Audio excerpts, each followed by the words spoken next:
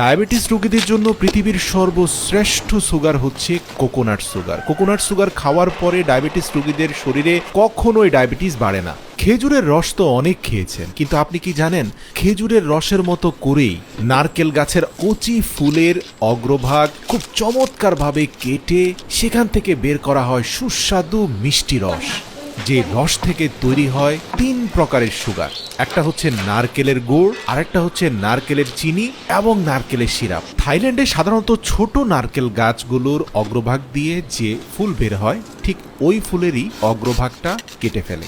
এরপরে একটা শক্তপোক্ত নারকেল পাতা দিয়ে টেনে সেই কাণ্ডটাকে নিচে নামানোর চেষ্টা করে, যাতে খুব সহজেই তারা রস সংগ্রহকারী ঘটিটাকে ভালোভাবে বেঁধে দিতে পারে। একটা ফুল থেকে বেশ কয়েকদিন পর্যন্ত রস সংগ্রহ করা হয়। শেষ পর্যায়ে ফুলের উপরে যে শেল বা বাকল আছে সেটাকে ফেলে দেওয়া হয় এবং তারপরে একটা লালচে রঙের পলিথিন দিয়ে অগ্রভাগ থেকে নিম্নাংশ পর্যন্ত খুব ভালোভাবে বেঁধে দেওয়া হয়। এটা একটা ট্রেডিশনাল প্রসেস। আপনি দেখবেন যে প্রতিদিনই রস সংগ্রহকারী পাত্রটি বেঁধে দেওয়ার পূর্বে ফুলের অগ্রভাগটাকে নতুন করে কিছুটা কাটা হয়, আর যেই মাত্র কাটা হয় তারপরেই স্বচ্ছ মিষ্টি রস পড়তে দেখা যায়। তো দেখা যায় রস সংগ্রহকারী ফার্মগুলো এভাবে বিভিন্ন ছোট ছোট পাত্র থেকে সারা দিনে যে পরিমাণ রস জমে সেগুলোকে এনে একটা বড় বালতির মধ্যে জমা করে। এক একটা ফার্ম থেকে দৈনিক কয়েক মন রস সংগ্রহ করা হয়। প্রিয় দর্শক, বলে রাখি এই পরিবারটি গত 150 বছর ধরে এই নারকেলের রস থেকে গুড় এবং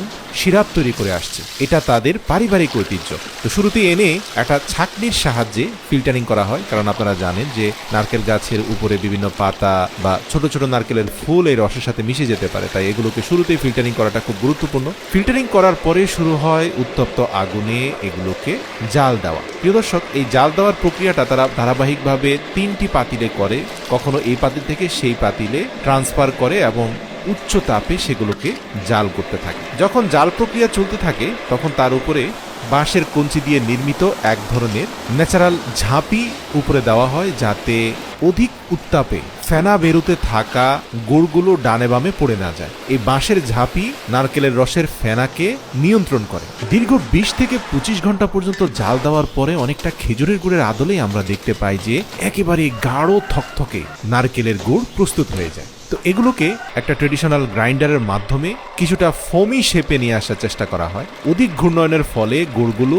রং পরিবর্তন হয়ে ফোমের আকৃতি ধারণ করে, আর গুড়কে জমিয়ে ফেলার জন্য এভাবে অন্তত টানা আধা ঘন্টা থেকে 40 মিনিট পর্যন্ত গুড়ের মধ্যে গ্রাইন্ড করতে হয়। তো প্রিয় দর্শক, এই গ্রাইন্ডিং এর পরে আবার আরেকটা হ্যান্ড ডিভাইস দিয়ে অনবরত সেই গুড়টাকে নাড়াচাড়া করতে হয়। আপনি দেখবেন নাড়তে নাড়তে এক পর্যায়ে সেগুলো স্টিকি হয়ে গেছে, অনেকটা ঘিয়ের মতো মনে হয়। এগুলো দেখতে আসলে খুবই চমৎকার দেখাচ্ছে এবং মুখে দিলে আপনি বুঝতে পারবেন কতটা টেস্টি। নারকেলের একটা সুঘ্রাণ আছে, সাথে রয়েছে তীব্র মিষ্ট স্বাদ। তো এই ন্যাচারাল নারকেলের গুড়টাকে একটা বড় ড্রামের মধ্যে নিয়ে সেখান থেকে নির্দিষ্ট ওজনের ভিত্তিতে পলিথিনের মধ্যে ওজন দেওয়া হয়। প্রতিটি পলিথিনে 1 কেজি পরিমাণে গুড় ঢালা হয়। আপনারা দেখতে পাবেন যে এগুলো ঠান্ডা হওয়া পর্যন্ত অপেক্ষা করা হয়, আর ঠান্ডা হওয়ার পরে মালাইগুলো অনেকটা খেজুরের গুড়ের মালাইয়ের মতো মনে হয়, তবে খেজুরের গুড়ের মালাইয়ের রং আরেকটু গাঢ় লালচে হয়, এগুলো একটু হালকা সাদা রঙের। তবে আপনি যদি আশপাশ দিয়ে হাঁটেন তাহলে এর মন মাতানো ঘ্রাণ আপনাকে মুগ্ধ করবে। পারিবারিকভাবে 150 বছর ধরে তৈরি করতে থাকা এই গুড় থাইল্যান্ডের বিভিন্ন অঞ্চলে সাপ্লাই করা হয়, তবে চাহিদা অত্যাধিক বেশি থাকায় মানুষজন এই পরিবারের কাছ থেকে এসে এসে গুড় সংগ্রহ করে নিয়ে যায়। তো প্রিয় দর্শক, কখনো থাইল্যান্ড ঘুরতে গেলে এরকম এক টুকরো গুড় মুখে নিয়ে টেস্ট করতে পারেন, আপনি নিজেই অনুভব করবেন এটা কতটা স্বাদের।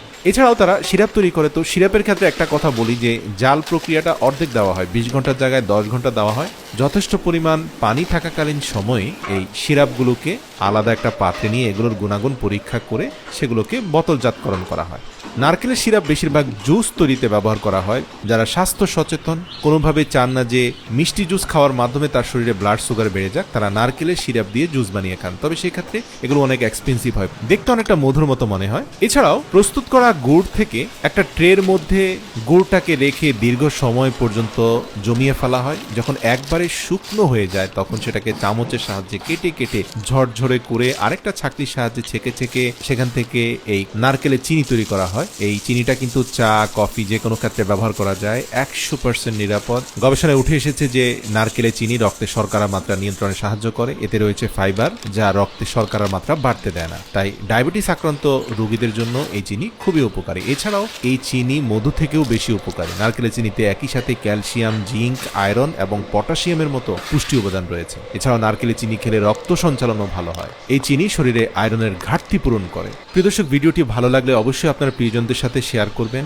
এরকম ভিডিও দেখতে চাইলে আমাদের কমেন্ট করে জানান।